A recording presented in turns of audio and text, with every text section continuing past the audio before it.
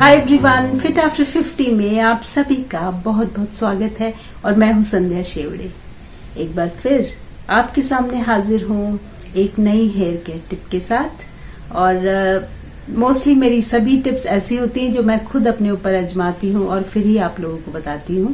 तो ऐसा नहीं है कि सिर्फ मैंने कहीं सुना पढ़ा और आपको बता दिया, तो ऐसा नहीं है। मैं पहले अपने बालों पर इस्तेमाल करती हूँ, देखती हूँ कि उसका कुछ फायदा हो रहा है या नहीं हो रहा, और फायदे अगर दिखते हैं तभी मैं आप लोगों के साथ शेयर करती हूँ। तो ऐसी एक और टिप है, एक रेमेडी है जिसके लिए हमें बहुत सारी चीजों की जरूरत नहीं है, बहुत ढूंढना नहीं पड़ेगा, इजीली अवेलेबल है और आप उसको हमेशा देखते होंगे आसपास। जी हाँ, इस बार मैं फिर एक टिप लेके आई हूँ फूलों से संबंधित। तो प्रकृति ने हमको बहुत सारी चीजें दी हैं, बहुत सारी नियामतें हैं जिनको हम अनदेखा कर देते हैं, सामने ही होती हैं लेकिन हमें नजर ही नहीं जाती है। तो वैसे ही एक फूल है। फूल तो हम लोगों ने देखे हैं, बहुत सारे हैं। पिछले ही वीडियो में मैंने गुड़हल के फूल के बारे में, हिबिस्कस के बारे में आप लोगों को बताया था, जिसका ढूंढने के लिए मुझे काफी मशक्कत करनी पड़ी। लेकिन आज जो फूल का मैं रेमेडी लेके आई हूँ उसके लिए आपको कहीं ढूंढना नहीं पड़ेगा, और वो आपके घर आंगन में, आपके बगीचे में, जो घर के आसपास पार्क होते हैं, पब्लिक पार्क्स होते हैं, उसमें वो हमेशा आपको दिखाई देंगे। जी हाँ, मैं बात कर रही हूँ सदाबहार के फूल की, जिसे इंग्लिश में पेरिविंकल कहते हैं और हिंदी में उसका नाम सदाबहार है। मराठी में उसे सदाफूली बोलते हैं, और ऐसे ही अनेक नाम है उस एक अदद फूल के, लेकिन वो ऑलवेज ब्लॉसमिंग है। इतनी सारी मुश्किलें झेलता हुआ, अलग अलग सीजन्स, अलग ऋतुएं, अलग मौसम की मार झेलता हुआ भी वो हमेशा खिलता मुस्कुराता आपको पूरे साल भर मिलता है। तो इसीलिए मोस्टली जब पब्लिक गार्डन्स होते हैं उसमें एक क्यारियां लगाई जाती हैं एवरग्रीन फूल की, सदाबहार फूल की, और ताकि जो गार्डन है घास के अलावा उसमें वो जो फूल है वो हमेशा दिखाई देते रहे। तो फूल किसको पसंद नहीं है, मुझे भी पसंद है। तो अगर उन फूलों में सिर्फ वो दिखने में ही सुंदर ना हो, उनमें कोई गुण भी हो तो क्या बात ही है। फिर तो सोने पर सुहागा जैसा एक जो मुहावरा आपने सुना होगा बचपन में, वो एकदम सही बैठता है इसके ऊपर। तो इस छोटे से फूल में बहुत सारे औषधीय गुण होते हैं, पत्तियों में भी और फूल में भी, और बहुत से लोग इसका सेवन करते हैं डायबिटीज कंट्रोल करने के लिए, अपना ब्लड प्रेशर कंट्रोल करने के लिए इसका इस्तेमाल किया जाता है। लेकिन अगर वो आप उसको खाते हैं लोग, लेकिन उसके लिए आपको किसी आयुर्वेदिक जो डॉक्टर्स होते हैं उनसे सलाह मशवरा करना पड़ेगा। तो उसकी मैं आपको जानकारी यहाँ पे नहीं देना चाहती हूँ। लेकिन इसका इस्तेमाल हम स्किन केयर या हेयर केयर में कैसे करें, इसके बारे में इस एपिसोड में आज हम बात करेंगे। तो स्किन केयर में भी ये मुहासों के लिए बहुत अच्छा होता है। अगर इसका पेस्ट आप चेहरे पे लगाएं तो झुर्रियां कम पड़ेंगी, समय से पहले तो नहीं पड़ेंगी, और उसके अलावा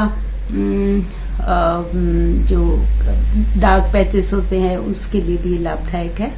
तो आज हम बात करेंगे इसका हेयर मास्क कैसे बनाया जाए, ताकि आपके जो बाल में डैंड्रफ की समस्या है और उसके अलावा बाल में जो बहुत ईचिंग होती है, क्योंकि जब डैंड्रफ होता है उससे पसीने की वजह से वहां पे फंगल इन्फेक्शन हो जाता है, और जब फंगल इन्फेक्शन होता है तो फिर ईचिंग तो होगी ही, जाहिर सी बात है।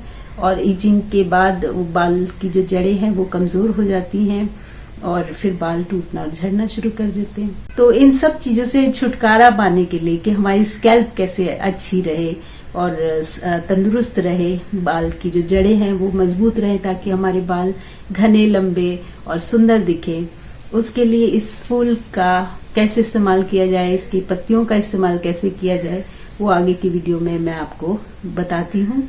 तो अगर आपको पसंद आए नुस्खा ये रेसिपी अगर आपको पसंद आए रेमेडी तो ज़रूर इस्तेमाल कीजिए। सदाफूली के फूल हमेशा हर जगह मिल जाते हैं। आप चाहे तो अपने घर में भी एक पौधा लगा सकते हैं, लेकिन मेरे पास नहीं है क्योंकि बाहर गार्डन में इतने सारे लगे हुए थे, तो मैंने सोचा कि चलो वहां से ही ले लूं। और कई बार कुछ चीजों की जानकारी होती है लेकिन हम उसको नजरअंदाज कर देते हैं। मुझे याद है कि मेरी मदर इन लॉ जब वो जिंदा थी तो, और वो डायबिटिक भी थी, तो वो हमेशा सुबह सैर पे जाती थी और सदाफूली का एक जो फूल है सदाबहार का, वो तोड़ के खा लेती थी। तो अब मैं सोचती हूँ कि हमारे बड़े बूढ़ों ने बहुत सारी ऐसी अच्छी अच्छी बातें हमें बताई, सिखाई, लेकिन जिनको हम भूल चुके हैं। लेकिन ठीक है, जब चीजें समझ में आ जाए, जब याद आ जाए, हम क्यों ना उनका इस्तेमाल करें। तो ऐसे ही सदा बहार का जो ये फूल है, उसी की तरह हम हमेशा हंसते मुस्कुराते रहें। जितने भी सीजन कैसे भी हो, बारिश हो, तेज धूप हो, आंधी हो, तूफान हो, उसमें भी ये पौधा हमेशा हंसता मुस्कुराता रहता है। और ऐसी ही मैं आशा आप लोगों के लिए करती हूँ कि आपका जीवन भी सदा बहार रहे, हमेशा हंसता मुस्कुराता रहे। तो इसी के साथ चलिए वीडियो को शुरू करते हैं।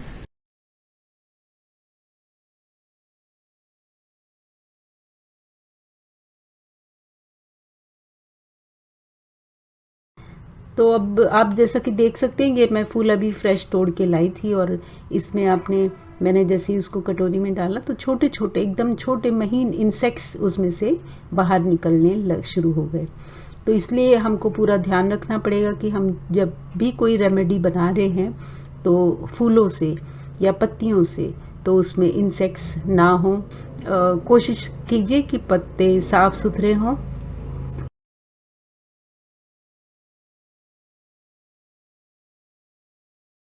तो अब इन पत्तों को हम अच्छे से धो लेंगे, फूलों को भी धो लेंगे, और ताकि कोई धूल और मिट्टी जो उन पर बैठी हुई है वो भी निकल जाए, और कोई बारीक छोटे छिपे कीड़े हैं वो भी बाहर निकल जाएं।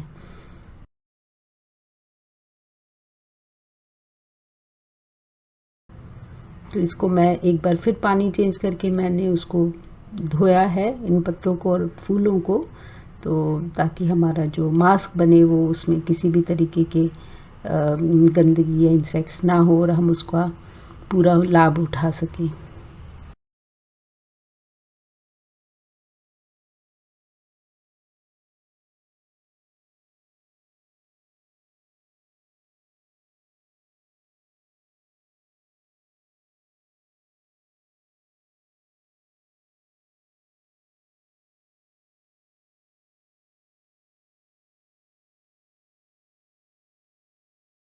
चलिए आगे देखते हैं कि इससे एक अच्छा हेयर मास्क हम कैसे बना सकते हैं, जिससे न सिर्फ हमारे बाल मजबूत होंगे जड़ों से, बल्कि उनकी रंगत भी निखरेगी इसी फूल की तरह। तो अब इन पत्तों को और फूलों को हमें कूट लेना है एक खलबत्ते में, जिसमें हम अदरक वगैरह कूटते हैं या कोई और औषध कूटते हैं, उस वैसा एक खलबत्ता लेके हमें उसमें कूट लेंगे। क्योंकि क्वांटिटी थोड़ी कम है तो कई बार मिक्सर में उसको बारीक पेस्ट बनाना मुश्किल हो जाता है, तो इसलिए मैंने इसको इसमें ही कूट रही हूँ। और एक बार अच्छा सा पेस्ट जब बन जाएगा तो हम इसके अंदर पानी डाल के उसका इस्तेमाल बालों में करेंगे। तो जैसा कि आपको पता ही है कि सदाबहार के फूल मिलना बहुत आसान है, हर जगह हर समय हर मौसम में मिल जाते हैं और इनके औषधीय गुण भी बहुत हैं।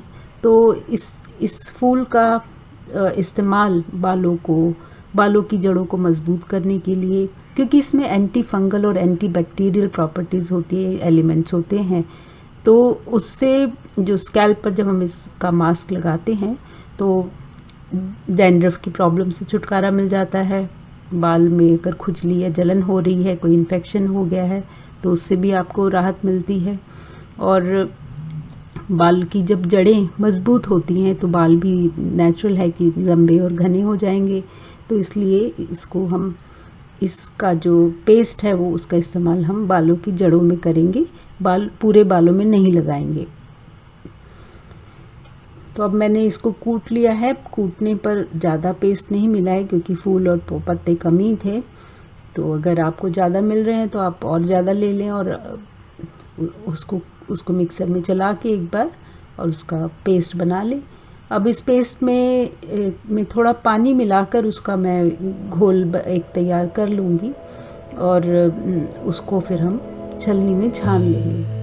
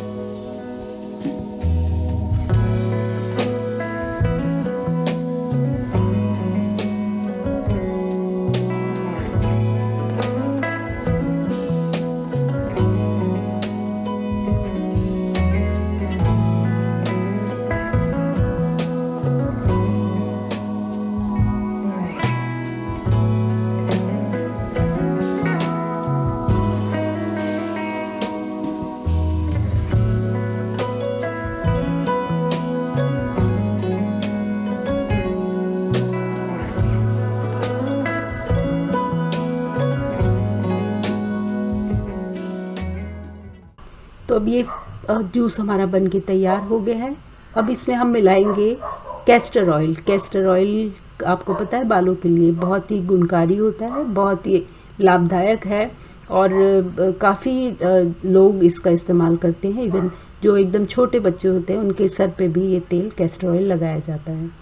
तो और उसके अलावा आप नारियल का तेल भी इस्तेमाल कर सकते हैं, लेकिन मेरे को जैतून का तेल भी पसंद है तो इसलिए मैं उसमें 1 चम्मच जैतून का या ऑलिव ऑयल भी डाल रही हूँ और आधा चम्मच मैं अरंडी का तेल या कैस्टर ऑयल इसमें इस्तेमाल करूँगी।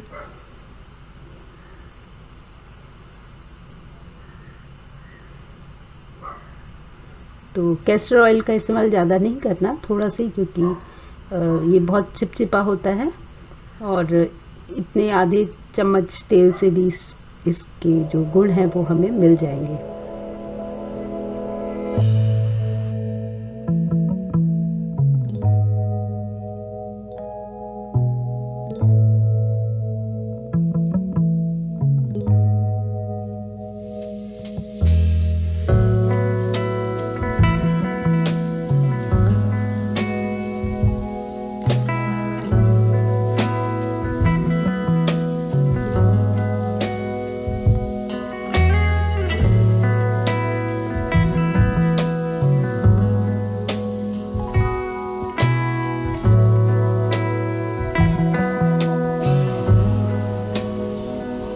अब इसको हम अच्छी तरह से मिला लेंगे ताकि रस में जो तेल है वो अच्छे से मिल जाए।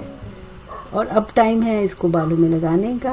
और देखिए, चलिए इसको रुई की मदद से, रुई का एक बॉल ले लीजिए और उसको हम तेल में, इस जूस में भिगो के अपने जड़ों में लगाएंगे।